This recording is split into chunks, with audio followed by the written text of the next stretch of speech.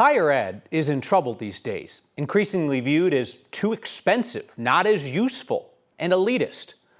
I sat down with John Marshall, president of Colorado Mesa University in Grand Junction, to talk about those issues, as well as Colorado Mesa's unconventional bet that a marketing campaign making fun of higher ed might convince more kids to give their university a try.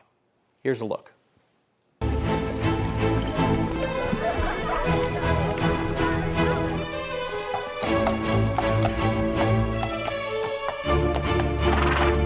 Welcome to Featherstone University, or FU for short. Excuse me, I'm sorry. Did you say FU?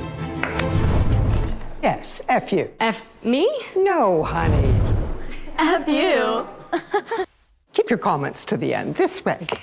Here at Featherstone, everything is available to you. Want straight A's but hate going to class? Not a problem. A well-placed gesture from your family Hi, Daddy. can smooth the way and ensure your success. Why work hard when you can just be privileged? Efficient. I meant efficient. Looking for something more real? Yes. Come to Colorado Mesa University.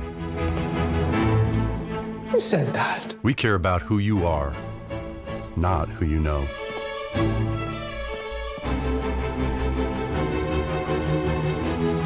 Higher ed's not an industry that's known for having a great sense of humor, and so my hope is that we can have a little bit of a sense of humor. But the topic is deadly serious.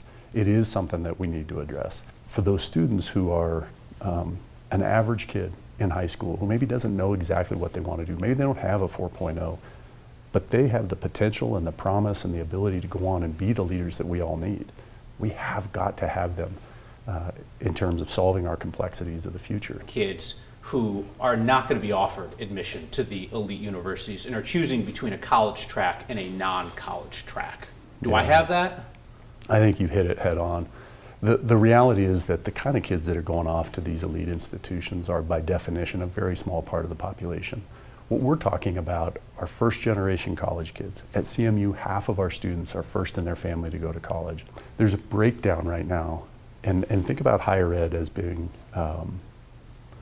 one half of this social contract with the working class that says, if you come here, we're going to give you an opportunity for a better life. We're going to give you an opportunity to improve life for your family.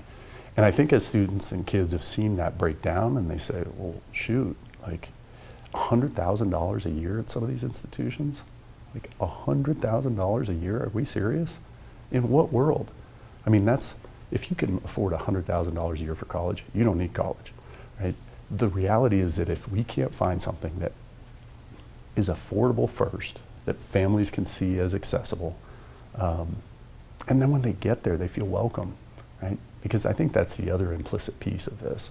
The conversation around higher ed, the conversation around everything these days is so politicized. Yeah. And it's often viewed through ideological terms. I'm glad you brought that up. I actually think this is a really odd time in our culture where literally any topic we're trying to jam into this weird partisan binary. Sports, music, everything. It's everything. Everything. Yeah. And in some respects, I think what a lot of families are saying is, can't I just send my kids somewhere where they can be taught how to think, not be forced into what to believe, where they can afford it, where they feel welcome, and they get an education, when they don't have to take a loyalty oath to some kind of ideological worldview in order to come here.